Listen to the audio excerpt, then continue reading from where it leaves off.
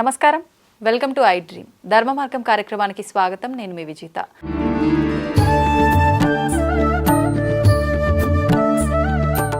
ప్రస్తుతం మనతో పాటు ఉన్నారు ప్రముఖ ఆధ్యాత్మికవేత్త, హనుమత్ మరియు శ్రీ విద్యా ఉపాసకులు బ్రహ్మశ్రీ డాక్టర్ శివయోగి సిస్లా జయశంకర్ గారు. ఇప్పుడు గురుగారితో మాట్లాడి మరిన్ని విషయాలు తెలుసుకుందాం.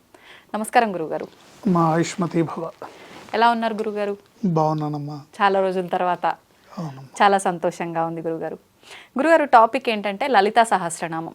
ఈ మధ్య చాలామంది లలిత అమ్మవారికి భక్తులు ఎక్కువైపోయారు.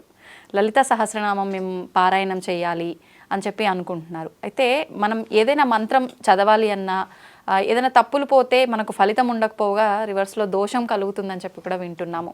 అయితే చాలామందికి లలితా సహస్రనామం పారాయణం చేయాలని ఉంది, కానీ ఈ భయం కూడా ఉంది. అలా కాకుండా ఏ విధంగా మనం తప్పులు లేకుండా లలితా సహస్రనామం పారాయణం చేయవచ్చు తెలియజేయండి. తప్పకుండా అమ్మ. అసలు లలితా సహస్రనామ స్తోత్రం పారాయణ ఎందుకు చేయాలి?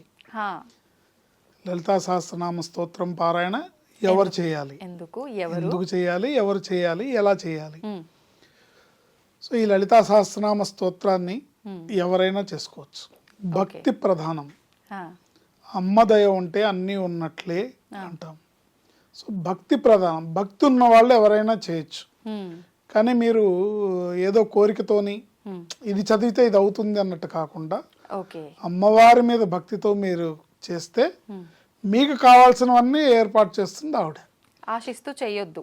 ఆశిస్తూ చేసే కన్నా, అంటే ఒక కామ్యం కోసమో ఒక సంకల్పం కోసమో కాకుండా అమ్మవారి మీద భక్తితో, అమ్మవారి మీద పాదాల మీద భక్తితో మన మనసుని ఆవిడ పాదాల దగ్గర లగ్నం చేసి ఈ స్తోత్ర పారాయణ చేస్తే మనకి కావాల్సిన ధర్మార్థ కామ్య మోక్షాలు ఇహపరంగాను ఐహిక పరంగాను పరలోక పరంగాను అన్ని రకాలుగా ఆవిడ చూసుకుంటుంది. అన్ని మన పట్ల, అంటే మన మనసుని మన భక్తిని ఆవిడ పాదాల దగ్గర పెడితే ఆవిడ మన గురించి, మన శ్రేయస్సు గురించి, మన అభివృద్ధి గురించి ఆవిడ చూసుకుంటుంది.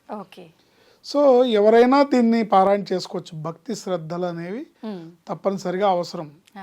అట్లాగే ఎలా చేయాలి అంటే లలితా సహస్రనామ స్తోత్ర పారాయణ అనేది ప్రతినిత్యము చేసుకోవడం కూడా చాలా ఉత్తమమైన పని.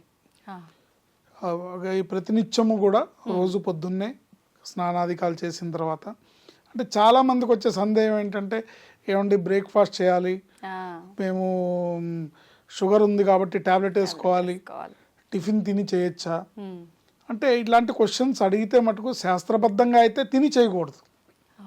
శాస్త్ర ప్రకారం అయితే తిని చేయకూడదు. ఎందుకు కారణం ఏంటంటే, మనం కడుపులోకి ఏదన్నా ఆహారం తీసుకుంటే దాన్ని జీర్ణం చేయడానికి కొన్ని కెమికల్స్, అంటే కొన్ని ఇవి ఉత్పన్నమవుతాయి, రసాయనాలు. అవి కళ్ళుతో సమానం. కళ్ళుతో సమానం.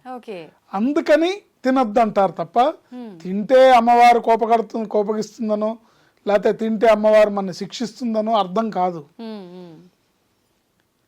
అందుకని ఇక్కడ భక్తి ప్రధానం కాబట్టి తినకుండా ఉండలేని వాళ్ళు చేసేటప్పుడు పారాయణలాగా చేసుకునే వాళ్ళు ఎలా అయినా మీరు టిఫిన్ చేసైనా టాబ్లెట్ వేసుకొని చేసుకోండి, తప్పులేదు.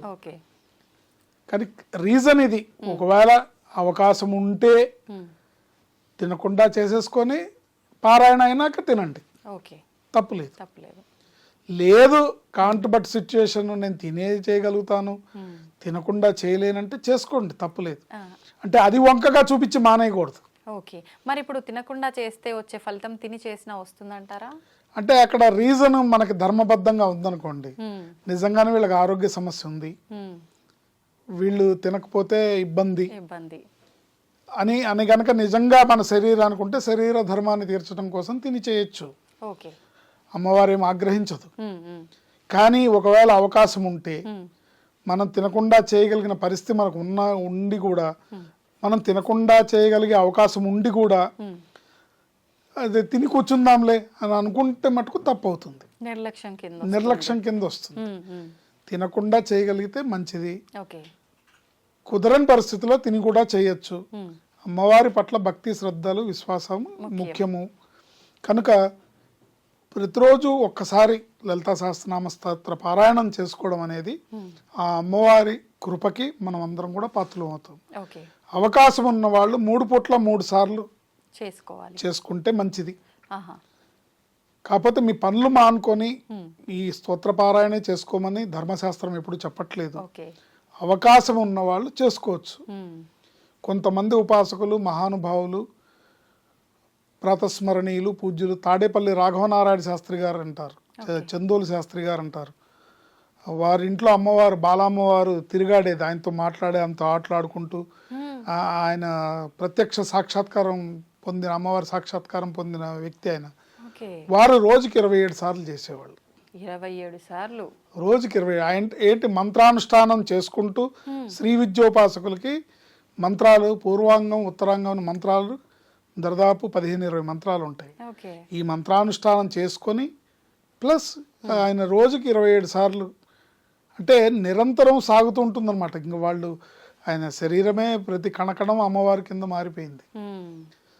అట్లా అవకాశాన్ని బట్టి మన భక్తి ప్రధానం కాబట్టి ఎన్నిసార్లు అయినా రోజుకు ఒకసారి చేసుకోవడం ఉత్తమం, 3 సార్లు చేసుకోవడం అన్ని విధాల శ్రేయస్కరం. ఓకే. అవకాశం ఉన్న వాళ్ళు ఇంకెక్కువ సార్లు చేసుకోవచ్చు. ఏంటి కనీసం 25 నిమిషాలు పడుతుంది, 25 నిమిషాలు అరగంట పడుతుంది ఒక్కసారి చేయడానికి. అప్పుడు 27 సార్లు చేయాలంటే ఎన్ని గంటలు పడుతుంది? అయితే ఏంటంటే బాగా తరోగా నోటికి వచ్చేసిన వాళ్ళు ఈజీగా చేసేస్తుంటారు. రెగ్యులర్ గా చేసేటప్పుడు గ్యాప్ దొరికినప్పుడల్లా ఇప్పుడు 20 నిమిషాలు గ్యాప్ ఉంది అంటే చేసేస్తారు. ఇప్పుడు ప్రదేశం ఏదైనా ఖచ్చితంగా ఇంట్లోనే ఈ పూజా మందిరంలో అట్లా ఉంటుందా గురుగారు? ఎక్కడ వీలైతే అక్కడ చేసుకునే వసతి ఉంటుందంట. అంటే ఇప్పుడు అంత నిష్ఠాగరిష్ఠులు జనరల్ గా వేరే ప్రదేశాలకు వెళ్ళరు. అవును, వాళ్ళు ఇంట్లోనే ఉంటారు, వాళ్ళు పడక కుర్చీలో కూర్చొని చేసుకుంటారు కాబట్టి చేసుకోవచ్చు. తప్పులు రాకుండా దొరలకుండా అంటే వీలైనంత వరకు చక్కగా చూసి ఎవరన్నా పెద్దవాళ్ళు చేసిన వీడియోస్ ఉంటాయి, గణపతి సత్యానంద స్వామీజీ వారు చేసినవి, తర్వాత సామవేదం షణ్ముఖ శర్మ గారు, చాగంటి కోటేశ్వర గారు, ఇలాంటి వాళ్ళు చేసిన స్తోత్ర పారాయణ ఎక్కడ ఏ శ్లోకాన్ని ఎక్కడ కట్ చేయాలో, ఎక్కడ పదాన్ని పద విభజన జరగాలో తప్పులు లేకుండా చేయడం అనేది ఉత్తమం. ఎందుకంటే తప్పులు చేస్తే అమ్మవారు అయితే శిక్షిస్తుందని కాదు, అర్థం మారిపోతుంది. అర్థం మారిపోతుంది, ఒక్క అక్షరం తేడా వచ్చినా కూడా అర్థం మారిపోతుంది. అందుకని అర్థం మారిపోతే అది కాస్త అమ్మవారిని స్తుతించడం కాస్త నిందించడం అవుతుంది. అర్థం మారిపోయింది అనుకోండి వ్యతిరేక అర్థం వస్తుంది, అప్పుడు అమ్మవారిని నిందించినట్టు అవుతుంది. అలా చేయకుండా జాగ్రత్త పడుతూ చక్కగా నేర్చుకోవాలి. నేర్చుకొని తొందరపాటు ఏం లేదు, చక్కగా నేర్చుకొని దాని ఒక పాఠం అనుకొని చక్కగా నేర్చుకొని చేస్తే అమ్మవారు అన్ని రకాలుగా కూడా మన జీవితంలో ఆయురారోగ్య ఐశ్వర్యాలు బ్రహ్మాండమైన అభివృద్ధిని ప్రసాదిస్తుంది. ఓకే. ఇప్పుడు అలా తప్పులు లేకుండా నేర్చుకోవాలంటే వింటే సరిపోతుంది అంటారా ఎక్కువ సార్లు? దీనికి ఒక పద్ధతి ఉందమ్మా.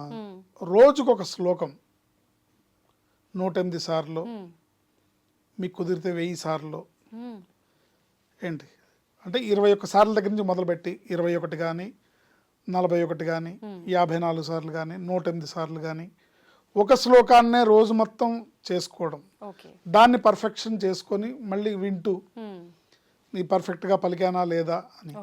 శ్రీమాత శ్రీ మహారాజ్ఞి శ్రీమత్ సింహాసనేశ్వరి చిదగ్నికుండ సంభూత దేవ కార్య సముద్యత, అక్కడికి ఒక శ్లోకం. అట్లా ఒక్కొక్కటి రోజుకొకటి చేస్తూ దీన్ని ఒక 11 రోజులు ప్రాక్టీస్ చేస్తాం అనుకోండి. ఒకే శ్లోకాన్ని 11 రోజులు ప్రాక్టీస్ చేస్తాం అనుకోండి, ఆ శ్లోకంలో తప్పులు లేకుండా నేర్చుకోవచ్చు.